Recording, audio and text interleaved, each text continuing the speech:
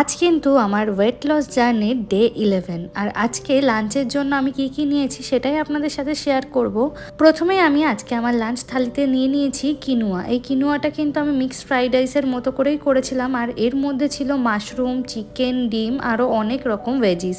তারপরে এখানে রয়েছে এক বাটি মাছের ঝোল, এটা আমি আলু ফুলকপি দিয়ে করেছিলাম, যদিও আমি এখানে আলুটা নিইনি, তবে এখানে 2 পিস স্যামন মাছ রয়েছে। আর এখানে নিয়েছি কিছুটা ভাত, এখানে 1 কাপ ভাত রয়েছে। আর তার সাথে আমি নিয়েছি এখানে এক বাটি স্যালাড। এই স্যালাডটা কিন্তু খেতে ভীষণই টেস্টি আর প্রচণ্ড রিফ্রেশিং হয়। এর মধ্যে শসা, টমেটো, টক দই ইত্যাদি আছে। আপনাদের যদি এই স্যালাডের রেসিপিটার দরকার হয় আমাকে অবশ্যই কমেন্টে জানাবেন, আমি কিন্তু আপনাদের সাথে শেয়ার করে দেব।